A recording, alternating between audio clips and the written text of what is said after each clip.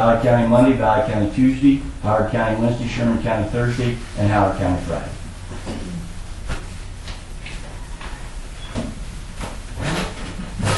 Appreciate you coming in. If there's anything else, when you're discussing this later, if you've got questions and you want to even call me on my cell phone, I'll be glad to respond to that and answering questions. Otherwise, it's been a pleasure serving Valley County, for these 2 years. I've learned a great deal. I think I've done a good job for the people that I've represented, and I have not had any complaints from the staff here. I've asked them if there's anything I need to do better, so I appreciate any consideration, and if there's anything you need, let me know. Okay. Thank you. Thank you. Appreciate your time.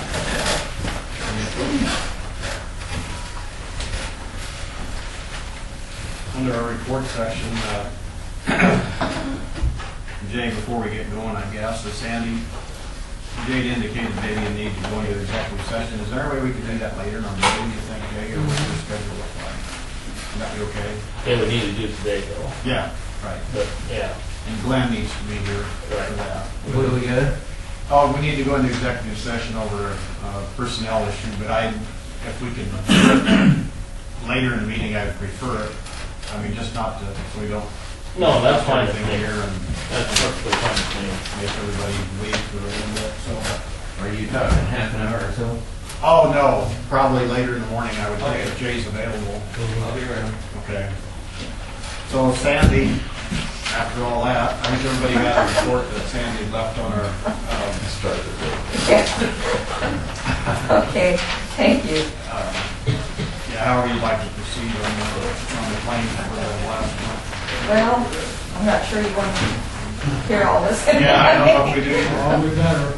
Yeah, okay. Our payroll is $34,939.41. Our accounts payable were $197,008.83 for a total of $231,948.24. Some of our bigger claims: applied controls equipment, that was parts for truck 302, $3,149.69. Ed Hobart Excavating, that was work on the bridge, 23115, $15,260.02. Miller and Associates, that was some studies on both the bridges, $7,566.45. And MC Exchange, that's parts and labor, and mostly grader blades on that, $9,574.32. Ford Equipment parts, $1,498. Thiessen Construction, Bridge 11915P work, $145,751.67. Trotter Service, Diesel and Arcadia, $2,922. Trotter Tire and Truck Repair and Board, mostly diesel, $3,607.44. We had $46,996.95 in the road fund. We had to transfer from inheritance $167,963.69, and then the remaining amount from general $16,987.60 to make up the $231,000.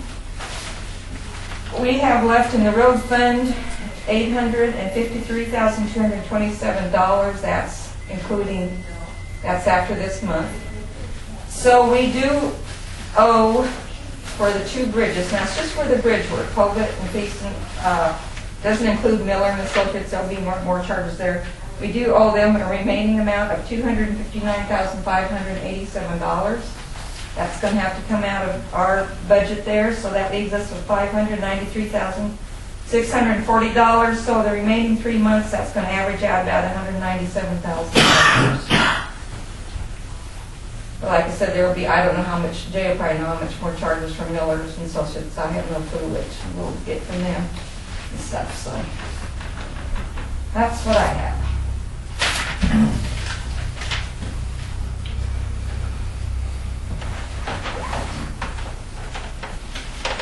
Questions, comments?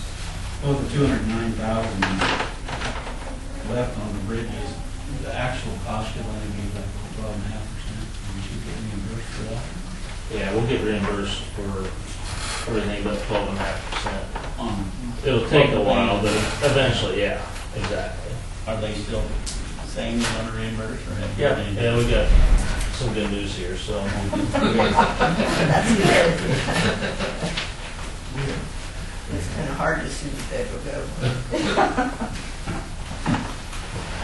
So the way our meeting has gone so far, that'd be nice to have some good news. Hurry, Jay. What was the big cost on the truck? Would you have a motor blower or something? No, what we're doing, our little plow truck that we have, we got our big one, but then we have that smaller one. That smaller one just isn't big enough. And so we're converting one of the other dump trucks over to a plow truck. And so we're having to change the PTO and the pump and all that out. Our biggest problem with that little truck, it's just not heavy enough. Right now we're welding on the frame, trying to seal some cracks, and it's actually double framed. It's only a single axle, so we're going to put a twin screw on it, and it'll be a lot better deal. So plus it'll be an automatic. So it's just costing a little bit of money, but it's going to be well worth our money to make it work.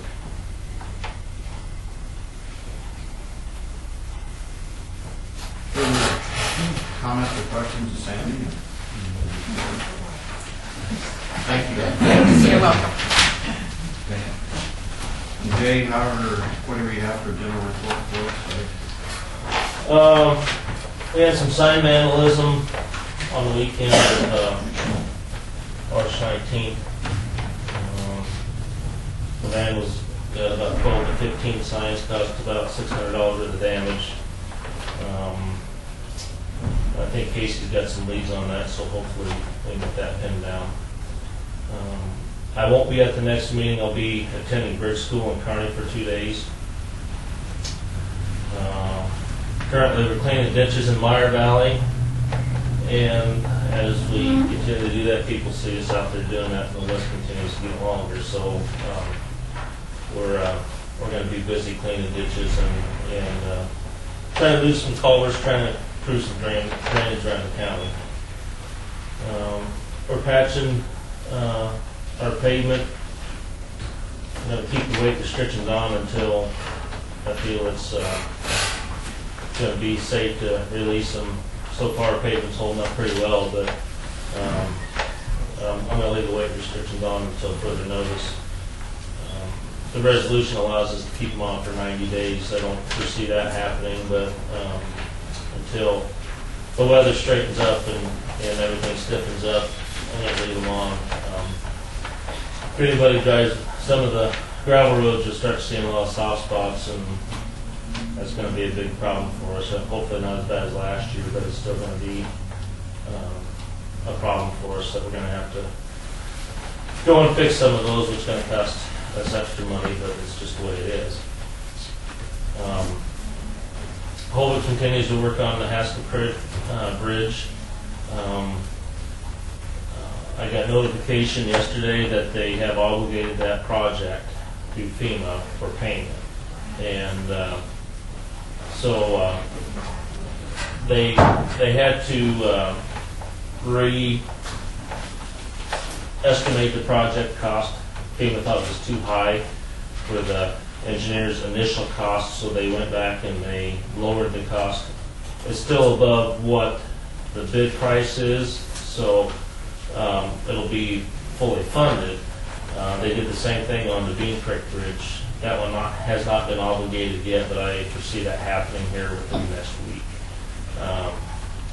The Bean Creek Bridge will be the last project that needs to be obligated. All of our other projects have been obligated for payment.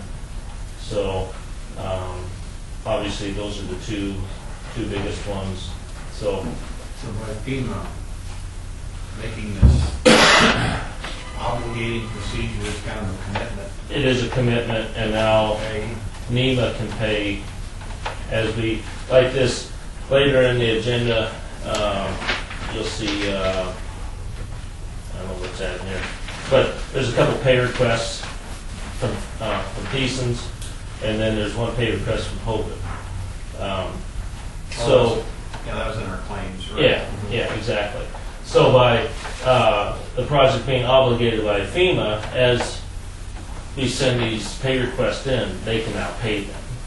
Before, they were just sitting down there on the shelf waiting for the project to be obligated, and payment could not be made until FEMA says, okay, we see everything's all right here, you can go ahead and pay these claims. And the big project, or the bigger one of the two, hasn't been, Correct. they haven't done that yet. But I had talked to a FEMA rep in Kansas City 2 weeks ago, and I had to sign some more papers, send them back in claim, and that was one on Haskell Creek and the one on Bean Creek was the two that had not been obligated, and that's where they had to evaluate the engineer's projection cost. And so I sent both of those in. So that one that I had sent in has been obligated. I received the other one being obligated here. I'm hoping within the next week. And so if that would be the case, the pay request for 145,000 completions for this time, and then the 61 or 62,000 from before, they should start being able to pay 75% of that back to us, which in turn go back into the inheritance fund. So. It's a good thing you're a patient person. You just have to be, you You know, have to be is right, it's a risk, but but this whole process has been, yeah, it's always a risk, I mean, but you just have to do it and hope for the best. So it's coming around. Out of the 15 project worksheets, we only have one left that hasn't been obligated, so, and we're less than a year since the disaster occurred, so I think we're right on track. So if we continue to get this last one obligated, I'll feel a lot better. So, other than that, I'm probably going to, that old crane that we used to use hasn't turned the wheel in 4 years now. And I'm probably going to go ahead and advertise that for bids to sell it. It's in our way. It's no value to us. I'd sell the leads and the hammer and the clamshell and the drag bucket all as one. And whatever we can get out of it, it's not doing us any good at all. We'll never use it again. For one, I don't have enough people to use it. Plus, we're kind of out of the bridge building business anyway. So at least take bids on it, see what we can get out of it.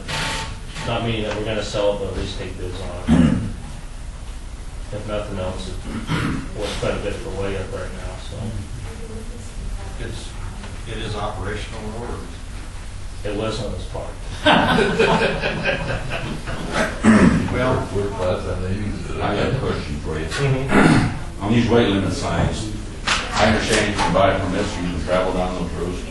You don't have to buy them. You just can obtain them if you're a local hauler or a So local. who are we keeping off them roads? And guys are coming from Sargent, they're going to the ethanol plant. Those are the ones we're trying to keep off. And so if the sheriff's office or carrier enforcement catches them on there without a permit, then they will be issued a citation. But all local people can use them, I think. As long as they get a permit. I think we've issued 42 permits. What about the local guys that are, like people feeding cattle, they're bringing cattle in and out of that? Like Tom Meyer, he did have a permit for that yesterday. He hauled cattle out of his chutes up there. Well, I mean, like somebody's hauling cattle over to Thompson's or, out to Jim Stewart's or someplace like that. They're supposed to obtain a permit.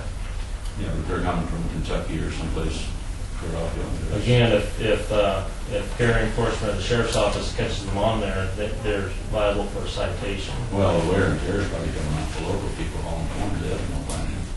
But how do we keep those off? I would say it's unfair to the guys that are, coming in and bringing 3 loads of cattle to feedlot. Well, I guess in my opinion, I'd rather, if a local has to go around 8 miles on the gravel and they're tearing up the gravel, they're going to tear up the road either way. I got one road that goes to that feedlot right now that's impassable by a car. That's due to semi-traffic. They're grinding corn out there right now. They're hauling cattle out of there right now. They're bringing in distillers in there all the time.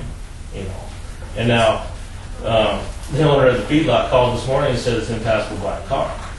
Well, it's due to all those, and that's what I You're I talking don't, Myers Island? yeah, Yeah, you know, it's, it's not just right for a truck to get on there. no, you know, out to Maps feedlot, you know. I was talking about But having. Ken's, I'm just gonna use Jane for instance. Can he obtain a permit ahead of time knowing that he's gonna get cattle coming in there Yeah, but the problem is the hauler has to have the permit with him? with him. And that's what Tom Meyer did. He obtained a permit. He knew he was going to be hauling cattle out of there yesterday, so he obtained a permit last week to do that. So all you have to do, can you just get one permit to last you for the full length of the? Yeah, we put a date on there, but you know, it's as long as they got a permit. You know, the biggest problem is these guys that are hauling distillers, these guys that are hauling corn from Sargent. You know, they can go around, and but if a local farmer lives a mile off the pavement, are you going to expect him to go 6 miles around on the gravel? And you know, they're paying their taxes. So to me, the local farmer or the local rancher is going to be more careful on their roads because they travel on year round. You know, they're going to maybe hopefully lighten their loads up. These guys that come from Kentucky or Washington State, they're in and out of here. They don't care if they tear up the road because they're probably not going to be back again. But to me, the locals are kind of probably, hopefully, pay more attention to their loads because they're driving on those roads year round. I mean, it's hard to keep everybody off. I mean, if I had my choice, all traffic would shut down this time of year and no one would travel. But the semis is what's damaging the roads, whether it's a gravel road, paved road, or whatever the case is. Well, the ethanol plant, we're talking 65,000 bushel corn and 65 loads a day. I know. Someplace. Yeah, and probably the majority of that's coming from locals. You know, I don't know how much comes from Sargent. I'm just an example. Yeah, no, and I understand that. You know, there's guys that have to deliver corn on contract to Cargill or to the co-op. You know, but I'm hoping that the locals will pay a little bit more attention to their loads, knowing that they have to travel those roads year round. It's kind of catch-22, you put them on a gravel road and talk about roads going bad. Yeah, Yeah, okay, the oil held up a lot better than most of the. yeah, you know, and that's right. You know, and that was part of the problem I had last year when some of the guys from the west got to the Comstock Oil. They was going south to Jackson's, and then they were going east. That road was so impassable, you couldn't get that with a four-wheel drive pickup last year. You know. About one day of hauling corn across it. Yeah. Every road is that way.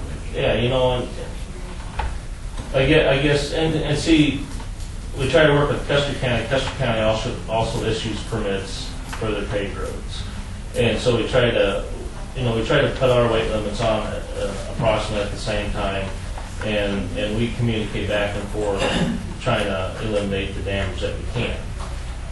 But yeah, so far the paved roads have held up well.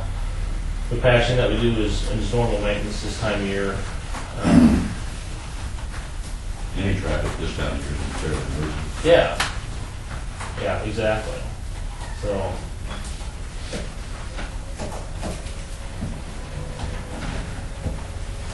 Tough job, that's not mine. yeah, it's gonna get worse before it gets better. I know that. That's why not everybody has it.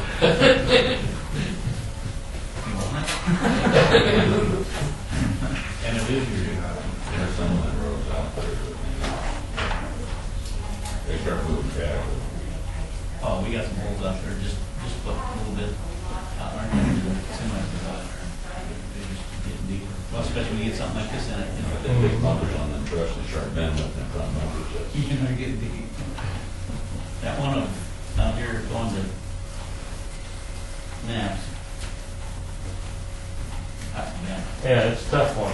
Have you dumped rock in there? Are you gonna try to dump rock? We gotta wait till the snow melts and it kind of dries up before we need much, because otherwise it's just gonna mush out. And that's another problem, you know, availability of mud rock. We may end up having to go back to Grand Island, haul some more crushed concrete and because Mud Rock is not very available most of the time, or it goes really fast when it is. I was That's just what that's a problem. Sherman County, all the roads, we could give them a permit to haul on our roads. No, and I got that stopped last week. I saw him talk to you, he's like, that's what he makes the decision. Yeah, I got that stopped last week, and I seen that belly dump on there. I called and I got her stopped. How does that crushed rock compare to the price of mud rock? No, it's more expensive. Huh? More expensive, about $22 a ton.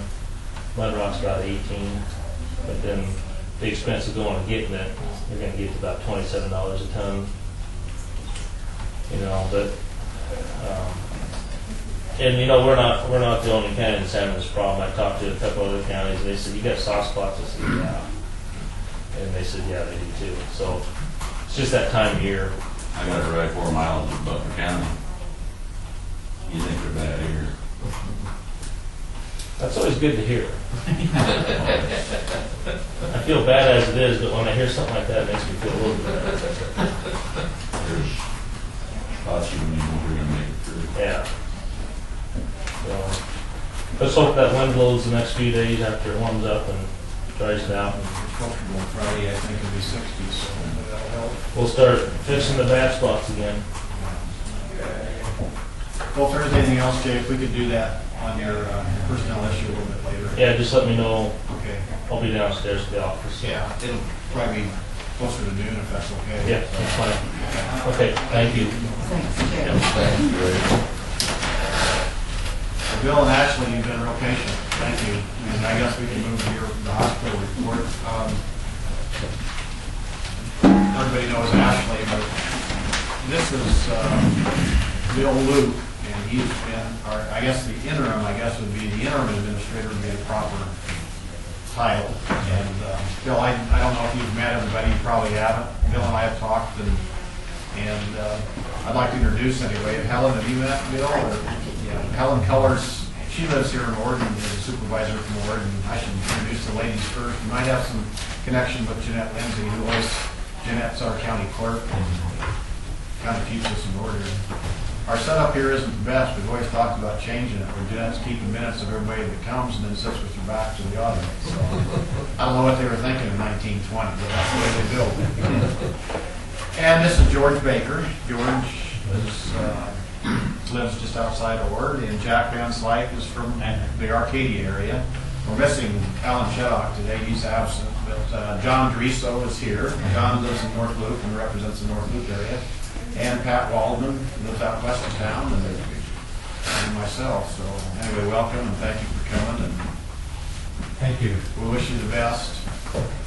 You probably heard Mr. Bredhauer's comments earlier this morning, I guess, about selling the hospital, but we haven't. The legal procedure to do that, I think, is probably fairly complicated, but we're not to that point. So however you guys would like to proceed. Ashley or Bill or whichever. Well, I have a couple of comments, then I'll turn it over to Ashley. Okay. Good morning, and thank you for having us here. And so far, I'm enjoying serving as the interim administrator, CEO there. We appreciate Joyce Seward and the service that she made as the interim CEO for 9 or 10 months here. And the hospital board asked me to serve to give her some relief, and also I was working on the recruitment effort for the new CEO, so that lets me learn more about the health system and do a little bit better job in recruiting that way as well. So that's part of the reason for that.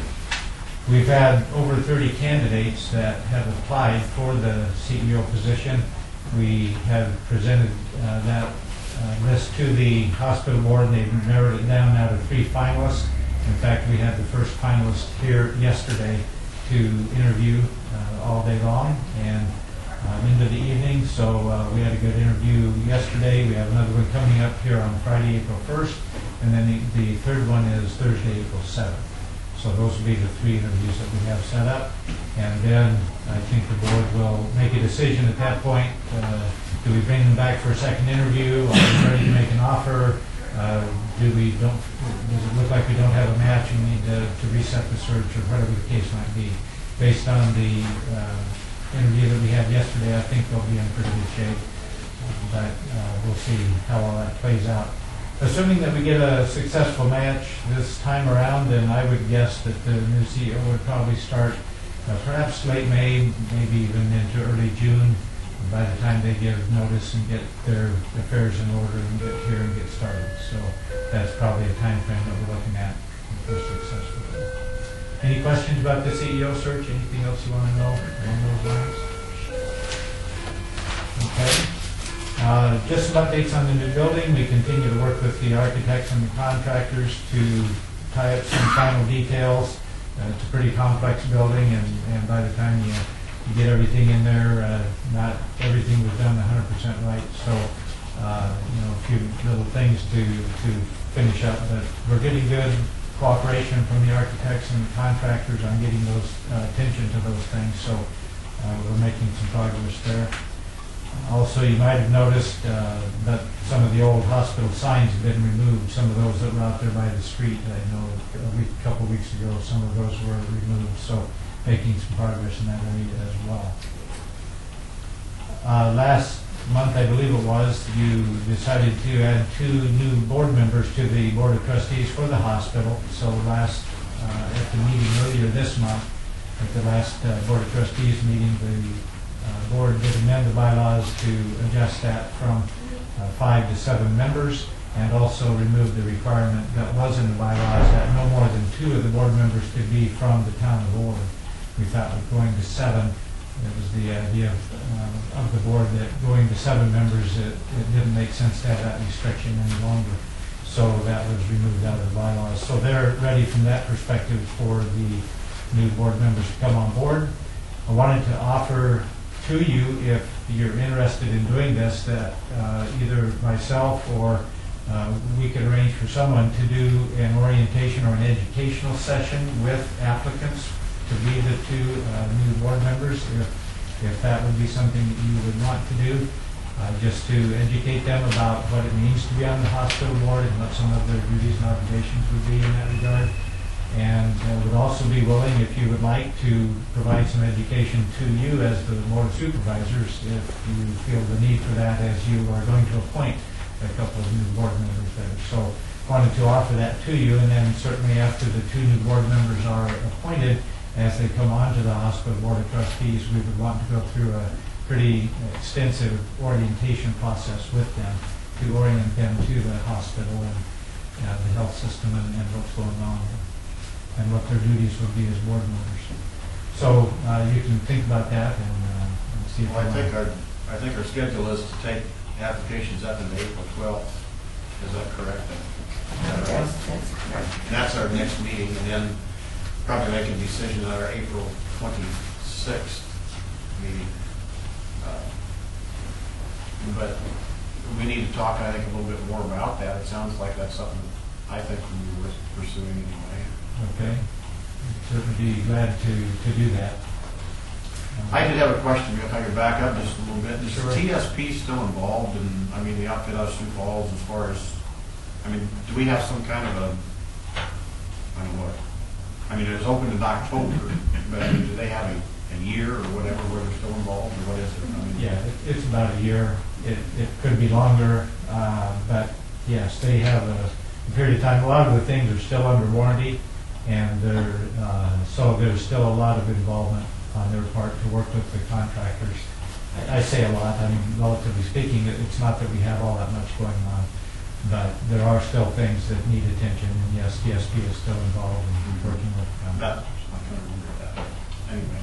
So, Who made the decisions on removing the restrictions on how many people could come to on the board? Just not the board of trustees. But I think that was contrary to state statute anyway. Well, at least it was in addition to. Right. And I don't know. But I think it was, I guess our county attorney isn't here, but I think in your bylaws was actually contrary to what the law said. And I don't know legally whether it was legal or whether it wasn't, I don't know that. But I do know that state statute, from what our county attorney has told us, that I always thought you had to be a registered voter. You don't have to be a registered voter. you have to be a resident of Valley County, that's one restriction. That's the restriction by state statute, and that's of course what we have to go by. To be a resident, yeah.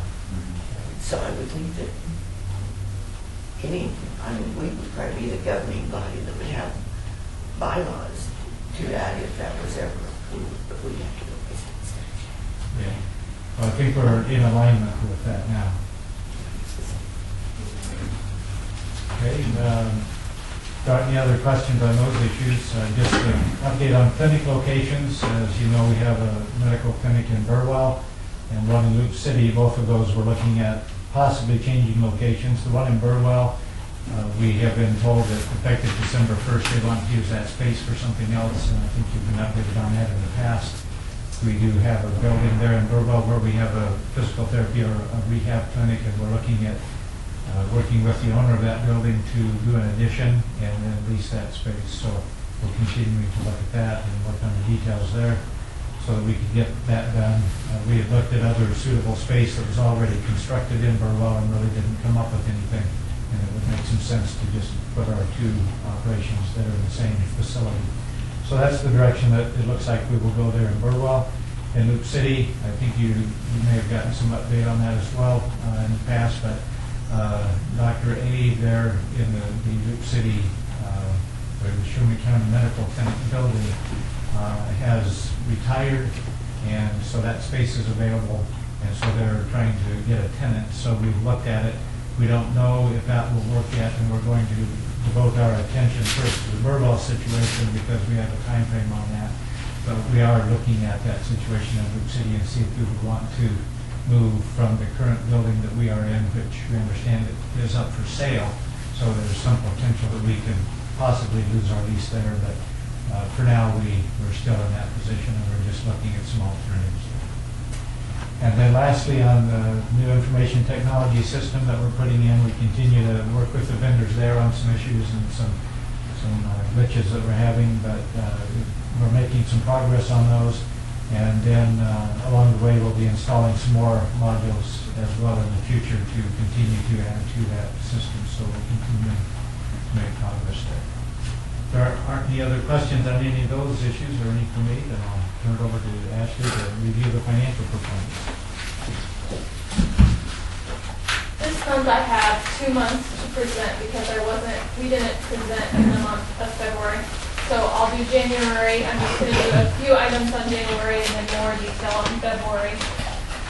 For the month of January, we did see our numbers a lot slower due to the weather. We saw a lot of cancellation of our specialty clinic visits, also on the medical clinic side as well, with cancellations, and that affects our referrals on the hospital side as well. January so far has been our slowest month so far this fiscal year.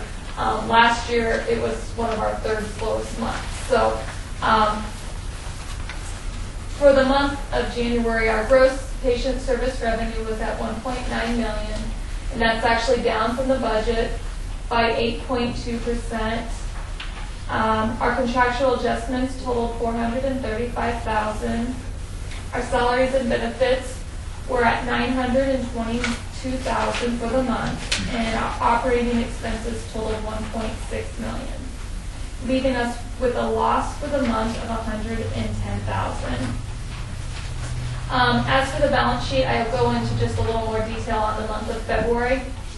But if we turn to the month of February,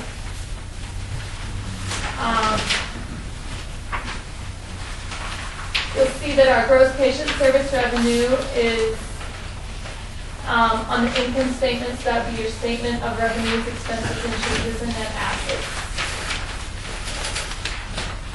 You'll see that our gross patient service revenue is at $2.05 million, down from the budget by 1.9%. Year to date, we're within 0.8% of the budget at $16.6 million.